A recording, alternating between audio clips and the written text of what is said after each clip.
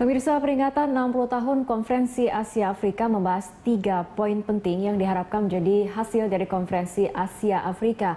3 poin penting itu adalah Bandung Message terkait deklarasi penyatuan visi negara Asia Afrika, selanjutnya mengenai reintegrasi kerjasama pasca KA selesai, di mana kedepannya akan diadakan program lanjutan dan framework di antara negara-negara Asia Afrika, serta terakhir terkait dukungan terhadap kemerdekaan Palestina. Dengan 3 poin pembahasan penting itu, mampukah Indonesia memainkan peran secara maksimal, khususnya di bidang politik dan ekonomi? Lalu seperti apa manfaat yang bisa diambil oleh Indonesia dengan diadakannya Konferensi Asia Afrika 2015 ini? Membahas hal itu kita akan mendiskusikannya bersama pendiri Foreign Policy Community of Indonesia yang juga mantan Wakil Menteri Luar Negeri Bapak Dino Patijalal yang saat ini berada di Hotel Shangri-La. Selamat malam Pak Dino. Selamat malam Rara. Ya Pak Dino, Konferensi Asia Afrika 2015 sedang berlangsung di Jakarta dan nantinya akan berakhir di Bandung. Ini kita tentu tidak hanya ingin sekedar menjadi tuan rumah. Nah, bagaimana kemudian Indonesia bisa memanfaatkan momentum ini agar bisa memberikan manfaat, memberikan kepentingan yang paling maksimal bagi Indonesia sendiri, baik dari segi politik dan juga ekonomi? Sekarang ini Konferensi Asia Afrika itu sudah jauh berbeda dari Konferensi Asia Afrika di Bandung tahun 1955. Waktu itu Asia masih miskin dan belum bersatu, Afrika juga masih miskin dan banyak negara-negara yang belum merdeka dan juga masih belum bersatu dan kompak. Sekarang ini sudah jauh berbeda. Sekarang orang berbicara mengenai abad Asia di Asia dan orang Afrika pun bicara mengenai abad Afrika di abad ke-21 ini. Jadi kini telah terjadi perubahan potensi ekonomi, peluang ekonomi dan juga perubahan geopolitik yang luar biasa. Dan inilah yang perlu dimanfaatkan oleh Indonesia, bukan hanya untuk Indonesia sendiri, bukan untuk kemakmuran Indonesia, tapi juga untuk stabilitas kawasan dan stabilitas dan perdamaian internasional. Pak Dino, tapi kita berbicara mengenai dari segi Indonesia sendiri, apakah kemudian seharusnya KA ini bisa menjadi ajang bagi Indonesia untuk menjadikan ini posisi tawar politik dan ekonomi Indonesia menjadi lebih baik di mata dunia internasional, terutama mungkin di kawasan Asia dan juga Afrika?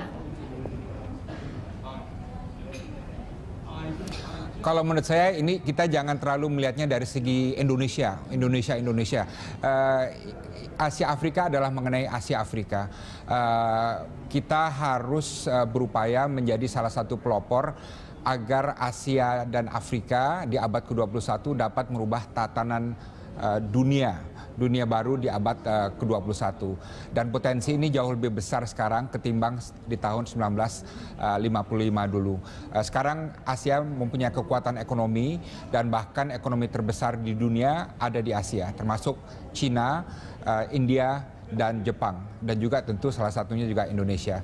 Afrika pun sekarang telah menjadi suatu benua di mana paling banyak negara-negara yang pertumbuhannya tertinggi di dunia. Kalau nggak salah sekitar 5 atau 6 dari 10 negara pertumbuhan tertinggi di dunia ada di Afrika. Jadi kekuatan ekonomi ini seharusnya membuat Asia dan Afrika lebih relevan untuk merubah tatanan dunia agar lebih adil dan makmur bagi semuanya. Menurut saya kita jangan terlalu banyak ini terlalu Indonesia sentrik nih ya. Kita harus sama semangatnya seperti apa yang terjadi tahun 1955, yaitu apa yang Indonesia dapat lakukan untuk membangunkan semangat Asia Afrika dan untuk merubah dunia. Nah, semangat inilah yang kita harus kita lakukan. Kalau kita harus keluar sumber daya, mungkin agak rugi sedikit juga nggak apa-apa, karena ini untuk umat manusia, untuk dunia yang lebih aman dan adil. Jangan lupa dulu itu dunia di tahun 1955 dikuasai oleh blok barat dan blok timur. Ya, Asia dan Afrika hampir tidak punya suara waktu itu. Sekarang sudah jauh berbeda. Dunia barat tidak lagi menguasai dunia seperti dekade sebelumnya. Blok timur sudah tidak ada lagi dan sekarang Asia Afrika telah bangkit ya. Dan kebangkitan ini kita harus terus kipas, terus bangun karena saya yakin kalau Asia dan Afrika stabil dan makmur, maka dunia juga akan stabil dan makmur dan aman. Ya. Pak Dino tadi ada katakan bagaimana pada saat konferensi Asia Afrika pada tahun 1955 silam ini membuat sebuah terobosan baru di mana gerakan non-blok tercipta dan peran Indonesia begitu besar di situ. Tapi ini kan kita lihat bagaimana situasi ekonomi dan geopolitik yang kemudian berubah. Bagaimana kemudian agar output ataupun terobosan dari konferensi Asia Afrika ini juga kembali terdengar gaungnya. Karena banyak kemudian yang menilai ini konferensi Asia Afrika ini untuk beberapa tahun terakhir terobosannya tidak terasa terdengar ataupun tidak terasa gaungnya. Memang benar, itu tantangan yang real di lapangan. Jadi pengalaman kita 10 tahun terakhir, jangan lupa tahun 2005 kita memperingati 50 tahun Konferensi Asia Afrika juga di Jakarta dan Bandung. Dan waktu itu sudah ada kemitraan strategis Asia Afrika. Waktu itu semangatnya kuat ya, tapi implementasinya agak lemah itu. Dari Indonesia tetap kuat, kita tetap mengajak, tetap mendorong ya. Tapi kita mendapatkan animo yang berbeda. Dalam 10 tahun terakhir itu yang paling aktif ya memanfaatkan potensi ekonomi Afrika adalah Tiongkok. Ya, Tiongkok menjadi salah satu negara yang mempunyai hubungan perdagangan terbesar dengan negara-negara Afrika gitu ya. Tapi banyak sekali juga negara-negara Asia lainnya masih terkungkung di Asia, dan negara-negara Afrika pun umumnya masih terkungkung di Afrika dan belum banyak masuk ke Asia ya. Mungkin Nigeria yang aktif, Afrika Selatan juga aktif, dan beberapa negara lain. Tapi secara umum potensi ekonomi se-Asia dan se-Afrika masih belum tersinergiskan dengan baik. Jadi ini memang tantangan ke depan, bagaimana setelah ini ada follow up yang konkret ya. Kalau menurut saya salah satu follow up yang konkretnya adalah kadin-kadin yang ada di seluruh negara Asia dan Afrika benar-benar harus aktif dan saling menjalin networking. Karena kalau hanya di tingkat pemerintah saja, sementara di tingkat kadin, di tingkat HIPMI, di tingkat yang real itu jaringannya lemah ya, maka hubungan ekonomi juga tidak akan berkembang jauh gitu. Oke.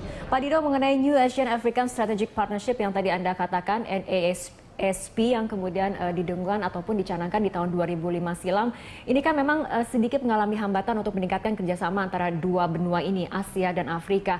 Artinya sebetulnya harus ada komunikasi lebih lanjut antara dua kontinen besar ini, dan ini seharusnya dibahas lebih fokus pada KA 2015 ataupun KA yang ke-60 ini? Ya, seharusnya begitu. Seharusnya memang ada mekanisme kerjasama yang lebih efektif dan mengambil pelajaran dari kekurangan-kekurangan 10 tahun lalu. Dan jujurnya Indonesia tidak bisa sendiri itu ya. Tiongkok tidak bisa sendiri atau India juga tidak bisa sendiri. Semuanya harus bekerja sama dan saling mengisi dan saling membantu itu agar dua kontinen yang besar ini benar-benar bisa bekerja sama. Sekarang yang kita lihat kan dalam beberapa tahun ini lebih kepada negara-negara individu negara individu yang aktif secara sendiri-sendiri, tapi tidak dalam konteks kekawasanan gitu ya. Nah, ini yang harus kita dorong, dan mekanisme diplomatiknya seperti apa, mekanisme kerjasamanya seperti apa bisa dikaji lebih lanjut. Tapi ada satu mekanisme yang baru-baru ini sudah terbentuk, yaitu IORA, ya kan, Indian Ocean Regional Association. Nah, ini adalah suatu kerjasama regional yang mempertemukan Asia, walaupun tidak seluruh Asia ya, tapi Asia yang berbatasan dengan Samudra India dengan kawasan Afrika. Dan ini juga bukan seluruh Afrika, tapi lebih kawasan Afrika yang berbatasan dengan Samudra Hindia. Tapi paling tidak sudah ada beberapa mekanisme yang mungkin perlu terus didongkrak dan bisa lebih meningkatkan konektivitas antara kedua kawasan ini. Oke. Untuk nilai-nilai yang ada dalam konferensi Asia Afrika sendiri kan dikatakan ada kemudian non-intervention, menentang kolonialisme, independen seperti itu. Artinya sebetulnya politik-politik ataupun nilai-nilai politik yang ada di konferensi Asia Afrika ini seharusnya masih relevan untuk diterapkan di tengah situasi geopolitik yang saat ini terjadi di dunia. Tapi nampaknya nilai-nilai dari KA ini sulit untuk diimplementasikan ataupun memang ada hambatannya, menurut Anda seperti itu? Kalau menurut saya nilai-nilai tahun 1955 itu penting ya, tapi jangan lupa ini kan sudah 60 tahun setelahnya. Zaman sudah berubah. Dulu tuh nilai-nilai itu penting karena banyak intervensi dari luar dan karena banyak negara-negara Afrika dan Asia yang belum merdeka. Sekarang ini mereka semua udah merdeka, banyak sudah maju.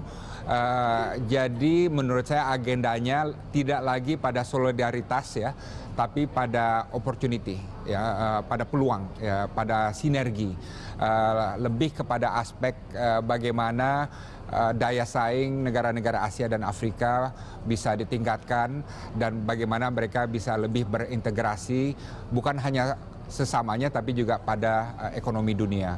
Jadi menurut saya agenda tahun 1955 itu sudah banyak yang tercapai, terutama dari segi kedaulatan dan kemerdekaan, dan sekarang menurut saya kita perlu memasuki agenda baru yang sesuai dengan zaman kita, zaman abad ke-21. Dan inilah tantangannya, bagaimana merumuskan agenda baru ini dengan tetap tetap setia pada nilai-nilai luhur Asia Afrika, tapi dimasukkan dalam konteks abad ke-21 gitu. Banyak hal-hal sekarang yang tidak dulu ada gitu, tapi sekarang ada dan menjadi kekuatan yang besar. Ya, misalnya kewirausahaan ya, entrepreneurship ya, regionalisme ya, kemudian integrasi ekonomi dan lain sebagainya. Itu hal-hal yang baru yang dulu tidak ada tapi sekarang menjadi kenyataan. Dan inilah yang menurut saya perlu menjadi sumbu dari kerjasama Asia Afrika. Baik Pak Dino, kita akan lanjutkan perbincangan, tapi kita ikuti jeda berikut terlebih dahulu. Pemirsa, sebelum kita melanjutkan perbincangan, kita ikuti bersama grafik mengenai peran kemitraan Indonesia di Asia dan Afrika. Menurut pernyataan dari Menteri Luar Negeri Retno Marsudi, yaitu melaksanakan program-program pembangunan kapasitas bagi negara-negara berkembang sebagai salah satu peran dari kemitraan Indonesia di Asia Afrika. Di poin selanjutnya adalah Indonesia telah melaksanakan 400 program pelatihan dengan melibatkan 4.400 peserta dari 99 negara, baik dari Asia, Pasifik, Afrika, dan Amerika Latin.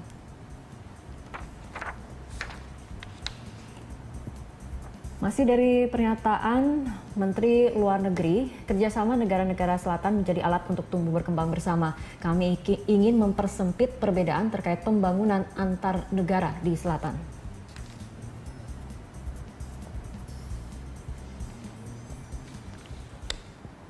Kita akan kembali berbincang dengan Bapak Dino Patijalal yang hadir di Hotel Shangri-La Jakarta. Pak Dino, ini mengenai kerjasama Selatan-Selatan dan Triangular ataupun disebut KSST ini nampaknya memang masih menemukan kendala, yakni adalah minimnya komunikasi dan juga kesenjangan antar anggota. Menurut Anda terobosan seperti apa untuk mengatasi kendala seperti itu? Apakah dengan transfer knowledge atau bagaimana? Maaf, bisa diulang pertanyaannya? Ya, mengenai kerjasama Selatan-Selatan dan Triangular ataupun KSST ini kan banyak menemukan kendala. Salah satunya adalah mengenai minimnya komunikasi dan juga kesenjangan antar anggota seperti itu. Menurut Anda, terobosan seperti apa yang perlu disiapkan untuk mengatasi dua kendala itu? Apakah misalnya dengan transfer knowledge atau bagaimana?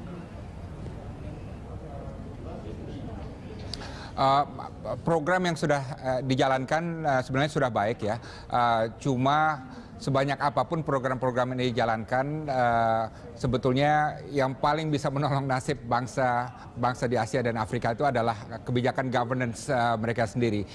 Jadi misalnya kebijakan pemerintahnya bagus, maka program-program kerjasama ini bisa bersifat suplemen ya dan meningkatkan kesejahteraan dan lain sebagainya.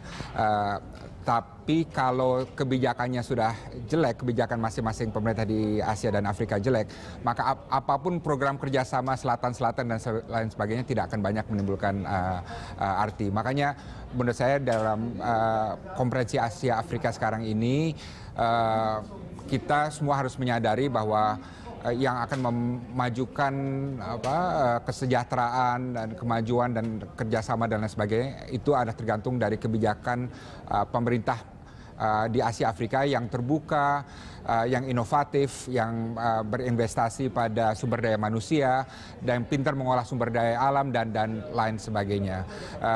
Kerjasama antar teknis yang kecil-kecil dan lain sebagainya itu penting tentu, tapi tidak akan dapat secara total merubah nasib Asia dan Afrika. Saya kira itu filosofi yang perlu kita sadari semua, bahwa perubahan yang paling baik dan fundamental adalah perubahan dari dalam sendiri gitu. Oke, perubahan dari dalam itu yang kemudian yang paling penting dilakukan. Pak Dino, tapi jika kita kemudian kembali ke 1955 di mana Asia Afrika ini bisa bersatu seperti itu, berjalan bersamaan untuk membentuk tadi dikatakan misalnya terobosan gerakan non-blok. Menurut Anda kemudian apa yang membuat situasinya menjadi berbeda sehingga kemudian ini negara-negara di kawasan Asia Afrika ini nampaknya sedikit berjalan sendiri-sendiri seperti itu sehingga tidak ada integrasi antara dua kawasan ini? Ya, itu karena sejak tahun 1955 itu banyak negara-negara pelopor Asia Afrika itu sendiri yang runtuh karena kemelut politik dan juga ekonominya morat-marit. Ya. Jadi pentolan-pentolan Asia Afrika waktu itu apakah Aljazair, termasuk Indonesia sendiri waktu itu ya, kemudian Ethiopia dan beberapa negara lainnya, termasuk Kamboja juga, semuanya mengalami masalah politik dan ekonomi yang berat sehingga akhirnya semangat Asia Afrika jadi tercerai-berai itu. Dan bahkan KTT Asia Afrika yang kedua yang tadinya direncanakan di Aljazair tahun 1965 itu pun gagal karena setiap anggotanya itu punya masalah dalam negeri masing-masing. Dan setelah itu semuanya sibuk terus ya, dan semangat Asia Afrika seakan-akan sirna walaupun nyawanya hidup di gerakan non-blok dan di gerakan kelompok 77 di dunia internasional.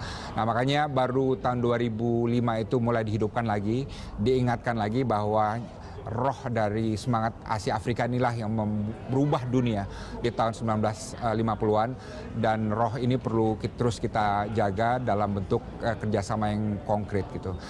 Jadi intinya kalau Asia Afrika mau terus hidup 50 tahun ke depan ya, semangat ini kita harus belajar dari apa yang terjadi dulu itu, bahwa kita harus kuat secara politik ya dalam negerinya, dan ekonominya juga harus tahan banting itu.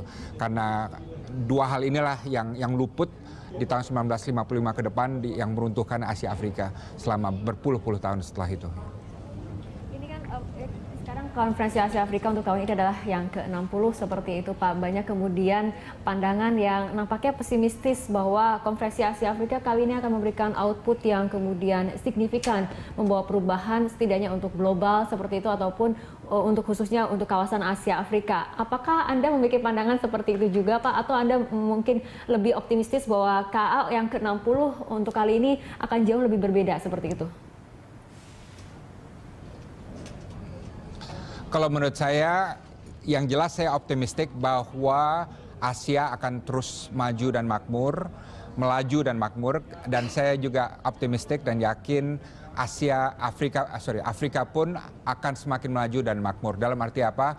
Negara-negara yang dulu miskin dan terbelakang akan maju terus dan menjadi negara-negara middle income countries. Sekarang ini umumnya negara-negara middle income countries di dunia datangnya dari Asia dan Afrika. Sekarang ini baru ada segelintir apa yang dinamakan emerging economies, termasuk Indonesia. Saya yakin 10-20 tahun ke depan akan semakin banyak emerging economies dari Afrika dan juga dari Asia. Jadi itu saya sama sekali tidak ada keraguan. Yang penting apa? Bagaimana peran mekanisme Asia Afrika yang sekarang ada ini, yang sedang dirundingkan dan dirapatkan di JCC Senayan di Jakarta, itu dapat membantu proses itu. Menurut saya belajar dari 10 tahun terakhir, jangan terlalu ambisius ya, jangan terlalu muluk-muluk cita-cita atau ambisi yang akan ditargetkan, cukup tetapkan target-target yang praktis, nggak usah terlalu banyak, terlalu ambisius, tapi yang bisa tercapai dengan sumber-sumber yang ada dalam waktu 5-10 tahun ke depan. Itu lebih realistis dan lebih tercapai, dan saya yakin kalau itu dilakukan, Asia Afrika dari segi mekanisme diplomasi yang ada sekarang ini bisa terus mendorong pertumbuhan yang tadi saya katakan itu. Asia akan lebih maju terus dan Afrika juga akan lebih maju terus bangsa-bangsanya. Oke, ini mungkin untuk pertanyaan terakhir kita melihat perbedaan saja Pak mengenai pelaksanaan untuk Konferensi Asia Afrika yang ke-60 ataupun Anda melihat Konferensi Asia Afrika pada saat di tahun 2005 yaitu Konferensi Asia Afrika yang ke-50 atau mungkin bisa Anda review dari tahun 1955, tapi Anda melihat apa sih perbedaan signifikan dari pelaksanaan Konferensi Asia Afrika setiap tahunnya ataupun setiap pelaksanaan digelar? Mungkin dibandingkan dari yang 1955 sampai yang sekarang maupun yang 10 tahun terakhir ya. Kalau 1955 itu suasananya benar-benar kalang kabut ya. Dalam arti kita melakukan suatu hal yang luar biasa pada saat tidak ada fax, tidak ada internet, tidak ada mobile phone, tidak ada fasilitas yang memadai. Dulu tuh Pak Ruslan Abdul Ghani cerita bahwa sewaktu ada konferensi di Asia Afrika di Bandung itu atapnya bocor lah dan lain sebagainya. Jadi masalah fisik itu sangat minim ya, tapi kita semangatnya kuat. Modalnya tuh modal dengkul dan modal semangat dan idealisme gitu. Nah, dan itulah yang membuat Konferensi Asia Afrika di Bandung sukses. Sekarang ini jauh lebih berbeda nih. Fasilitas sudah bagus ya, dan ekonominya juga banyak yang sudah maju. Dunia internasional strukturnya sudah lebih mapan, dan posisi Asia dan Afrika juga lebih mapan. Dan rasa percaya diri itu sekarang jauh lebih tinggi sekarang maupun dibanding dengan tahun 1955 dulu.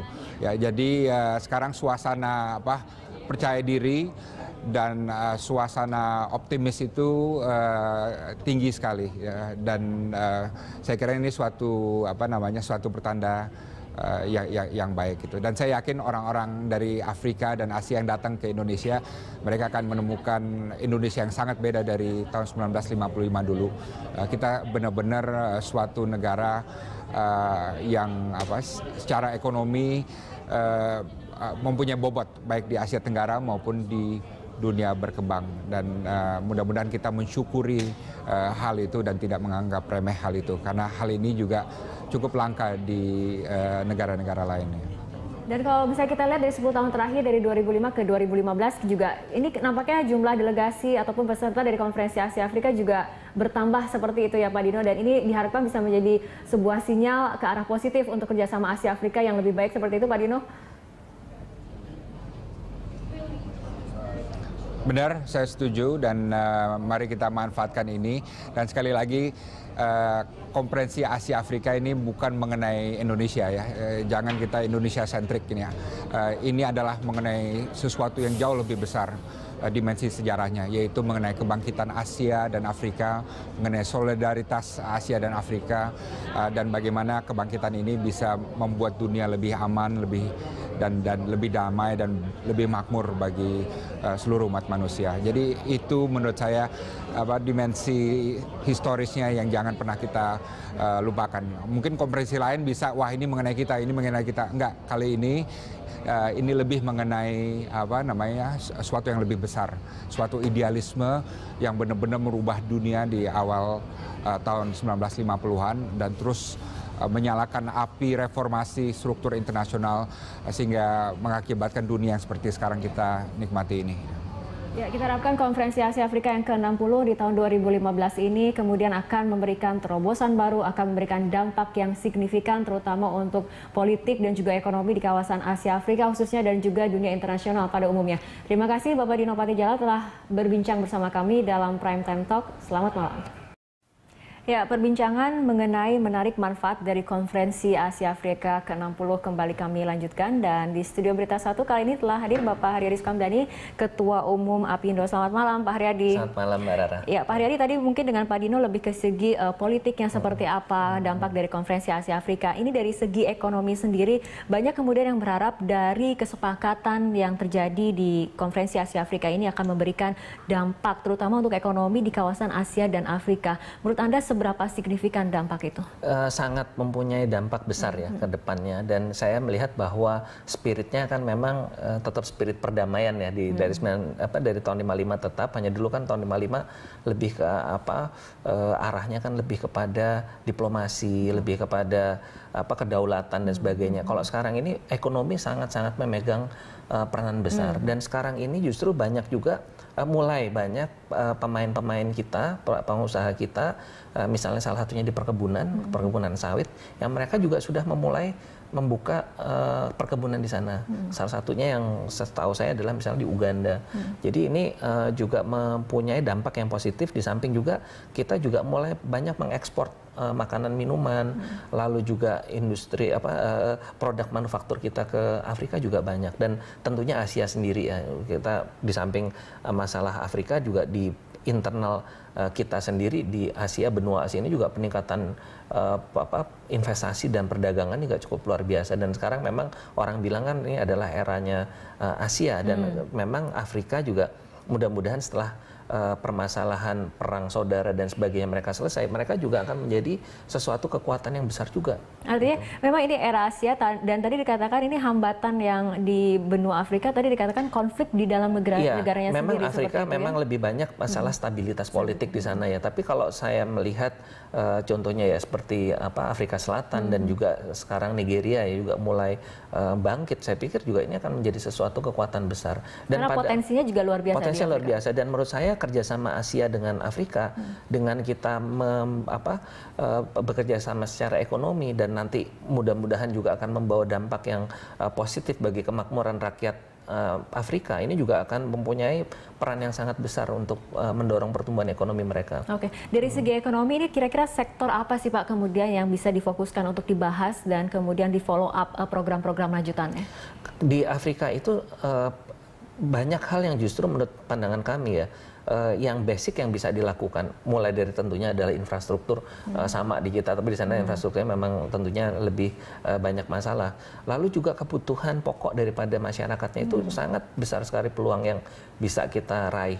Dan juga perlu juga kita lihat bahwa Afrika ini kan sebelumnya negara-negara barat itu agak enggan menolong ya. Justru yang masuk banyak di sana adalah dari RRT. RRT mempunyai investasi besar di sana, dan ini juga model untuk kita sebagai solidaritas sesama Asia ya, untuk juga mendorong pertumbuhan di sana. Dan menurut saya untuk kebutuhan daripada masyarakat di Afrika sendiri dan juga regional di sekitar Afrika sampai dengan Timur Tengah itu mempunyai potensi yang sangat besar di sana. Oke, Pak Haryadi, sebelum kita melanjutkan perbincangan, kita memiliki grafik berikut ini, kita simak bersama. Mengenai fakta perdagangan Indonesia di Asia Afrika, yang pertama adalah mengenai pangsa ekspor Indonesia lebih dari 70% ke Asia dan hanya sekitar 3,5% menyasar wilayah Afrika. Pangsa impor Indonesia 76% berasal dari Asia dan hanya 3% dari Afrika. Ada dua negara yang belum menjalin perdagangan dengan Indonesia, yaitu Kongo dan juga Sao Tome.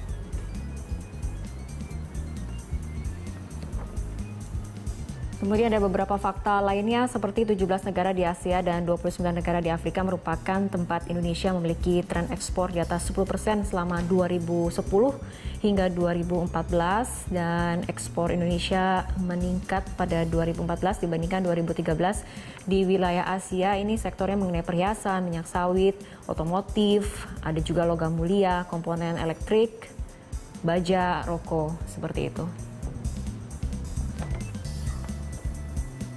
Berikutnya, Indonesia menempati urutan ke-13 dari negara Asia Afrika yang memiliki kontribusi terbesar terhadap perdagangan dengan dunia, serta urutan ke-12 sebagai kontributor terbesar terhadap perdagangan intranegara Asia Afrika.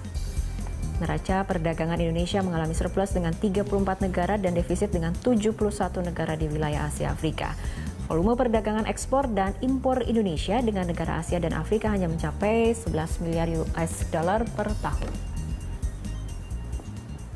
Mungkin kita lihat tadi di poin pertama di mana pangsa ekspor Indonesia memang masih menguasai Asia seperti itu karena 70% pangsa pasarnya ada di Asia dan ini hanya sekitar 3,5% menyasar wilayah Afrika. Tapi melihat dari situasi ekonomi, adanya perlambatan ekonomi global seperti itu, nampaknya diversifikasi pasar sudah mulai terjadi dan masuk ke Afrika seperti itu ya Pak? Memang sudah berjalan Mbak ya. Memang apa yang kita harapkan karena ini memang dengan Afrika ini tantangannya banyak ya, mulai dari fasilitas perbankannya juga menjadi masalah, nggak semuanya juga antara bank kita di Indonesia dengan bank di sana mempunyai correspondent bank yang juga cukup aktif. Ini juga jadi kendala.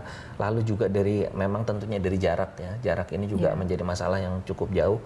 Tapi tadi saya lihat bahwa potensi kita untuk masuk pasar mereka masih sangat besar sekali, dan sekarang tinggal bagaimana Indonesia memainkan peran ini secara intensif ke sana. Memang tentunya Indonesia soalnya kita juga kapasitas output produksi kita juga terbatas Mbak, dan istilahnya jualan di sekitar regional Asia udah repot bener, ngapain mesti jauh-jauh ke sana. Tapi ini memang tetap bagaimanapun ke depan harus dilakukan upaya ke sana gitu. Tapi ini kembali ke regional Asia seperti itu. Ini kan memang kerjasamanya sudah lebih cukup intensif seperti itu ya Pak dibandingkan dengan Afrika. Ini kira-kira konferensi Asia Afrika relevansinya nanti untuk meningkatkan lagi kerjasama, terutama mungkin untuk kawasan regional Asia seperti itu bagaimana? Iya pasti. Kalau yang regional Asia udah pasti itu secara alamiah karena letaknya juga kita lebih dekat, tentu kita jalan.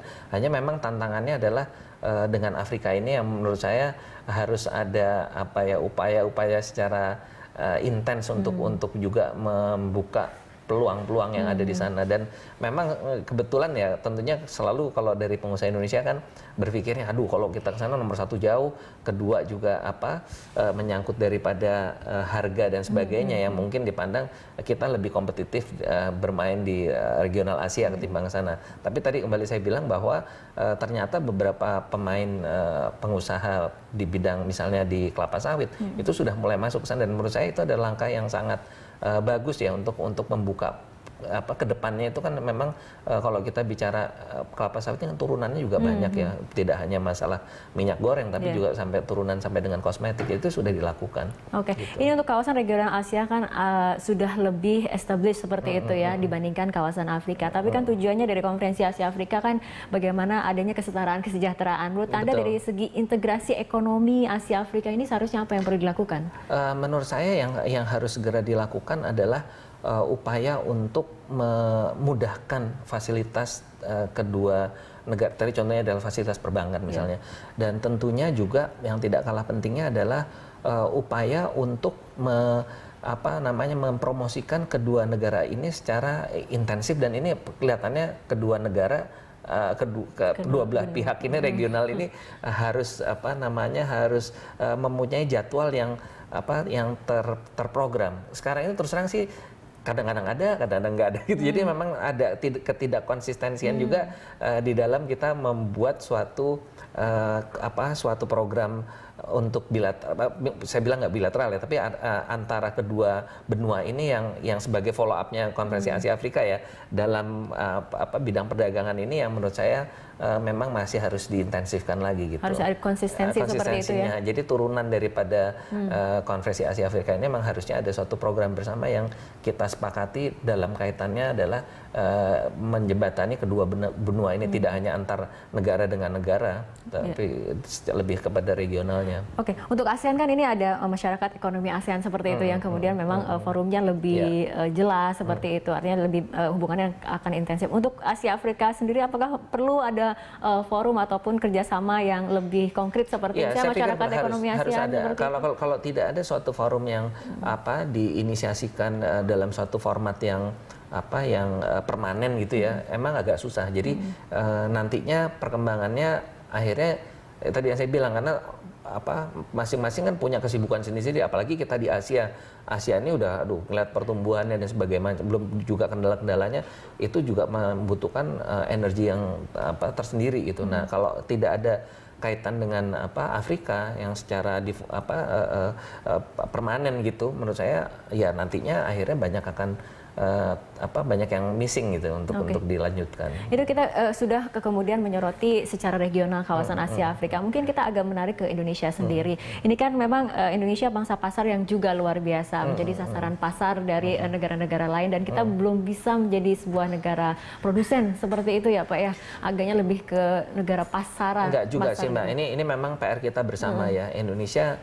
punya suatu kesempatan besar untuk kita menjadi negara produsen. Hanya memang sekarang membutuhkan komitmen dari semua pihak untuk meletakkan industri ini betul-betul sebagai suatu lokomotif ekonomi kita. Karena kita melihat bahwa karena pemerintah kita juga tidak konsisten di dalam menjaga pendalaman industri yang ada terjadi penurunan kontribusi manufaktur terhadap PDB kita kan. Ini terjadi. Jadi ini adalah memang kita selalu memperingatkan pemerintah harus secara serius melihat kepentingan manufaktur ini, karena Indonesia ini memang terbesar kan ada dari produk primer, bukan produk olahan gitu loh. Nah ini kalau bisa kita lihat relevansinya dengan Konferensi Asia Afrika ke-60 yang diselenggarakan di Indonesia untuk kali ini, bagaimana kemudian Indonesia memanfaatkan momentum ini untuk meningkatkan daya saing Indonesia sendiri dari segi ekonomi di mata dunia internasional, ataupun posisi tawar ekonomi dari Indonesia sendiri, Pak Dedi? Kebetulan pada saat ini bersamaan ya kita ada World Economic Forum, dan besok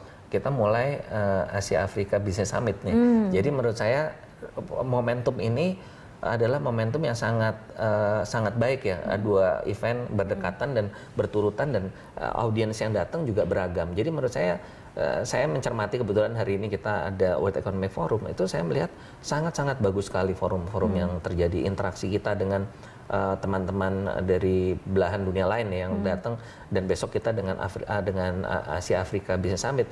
Menurut saya ini suatu momen yang betul-betul bisa langsung kita ketemu face to face, dan juga berbicara langsung pada pokok permasalahan apa yang kita bisa kerjakan bersama.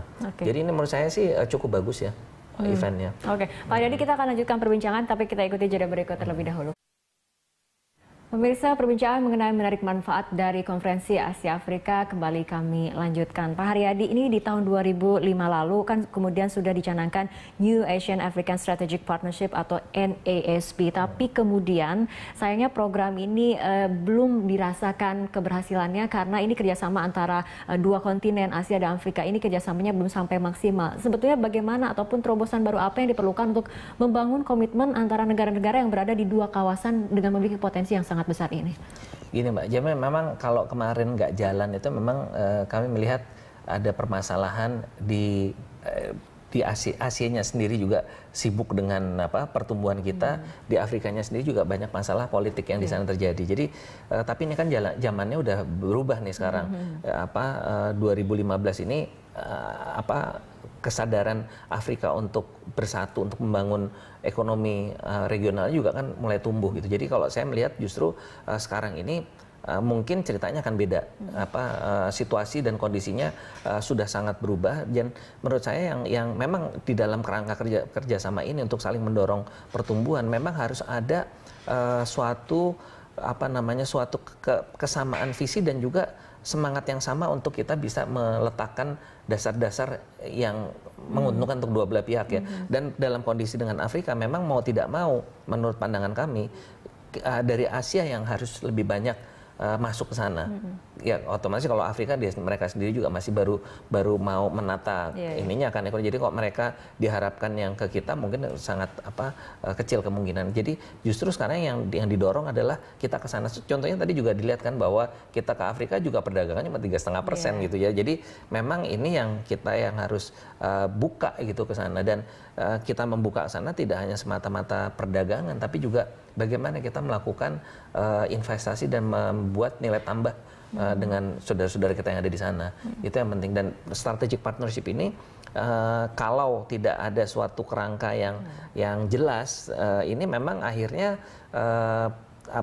namanya juga akhirnya sebatas di atas kertas saja, tidak bisa kita implementasikan. Jadi memang harus kembali lagi kepada pokok masalah juga apa yang kita mau bangun di sana.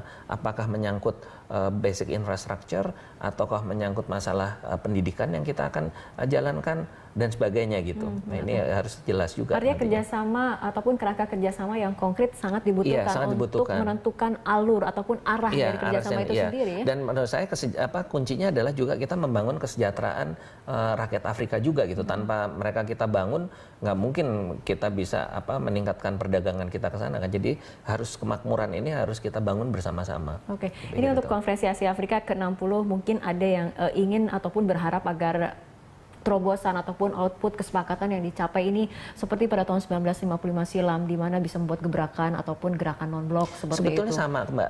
Kalau tahun 55 itu kan fokusnya yang jadi musuh bersama kan adalah persamaan hak derajat, ya kan, kemerdekaan seperti itu. Kalau sekarang musuhnya sama, yaitu kemiskinan kan gitu. Kemiskinan, ketidakadilan, keterbelakangan sama aja sebetulnya sekarang. Dan sekarang ini kita mempunyai kesempatan yang jauh lebih besar gitu loh, dengan teknologi yang ada, dengan kemampuan kapital yang ada dan sebagainya. Jadi menurut saya ini adalah peluang yang sangat baik menurut saya untuk menggelorakan lagi semangat dulu tahun 55 yang memang sampai sekarang menurut saya masih relevan. Oke. Ini tapi di Forum Konferensi Asia Afrika ini apakah kemudian kita ketahui bagaimana kondisi saat ini mungkin untuk ekonomi Asia dan Afrika ini tidak lepas ketergantungan ekonominya dari dunia barat seperti itu. Nah, menurut Anda untuk mencapai kemandirian, untuk mendapatkan kemandirian ekonomi untuk kawasan Asia Afrika sendiri bagaimana? Sangat bisa. Jadi beberapa negara ya, kalau saya nggak salah ingat misalnya Ghana, pada saat kalau nggak salah mereka sangat beberapa negara lah yang saya ingat beberapa negara yang dulunya bekas jajahan Prancis, mereka itu sangat berharap Prancis sebagai bekas penjajahnya mau mengulurkan tangan gitu ya. Nyatanya kan enggak, justru yang datang justru dari RRT gitu, dan mereka yang betul-betul secara konsisten membangun, ini nggak ada kaitannya sejarah ya, tapi karena persamaan visi dan juga RRT melihat peluang di Afrika, nyatanya mereka bisa jalan. Dan itu kalau boleh saya bilang itu kan juga suatu bukti nyata bahwa kita bisa melepaskan diri dari bayang-bayang Barat yang mungkin sekarang kalau kita bicara Barat sendiri juga lagi repot ngurusin nasibnya sendiri kan gitu. Oke, tapi kita mungkin mengharapkan bagaimana Konferensi Asia Afrika ini tidak hanya kemudian pertemuan biasa, tapi memang menghasilkan kesepakatan yang ada langkah konkret ke depannya seperti itu ya Pak ya, terutama untuk kerjasama ekonomi. Baik. Dan kita mempunyai suatu peluang yang sangat besar untuk memajukan ekonomi di kedua benua ini. Baik. Terima kasih Pak Haryadi telah berbincang bersama kami dalam Prime Time Talk. Selamat malam Pak.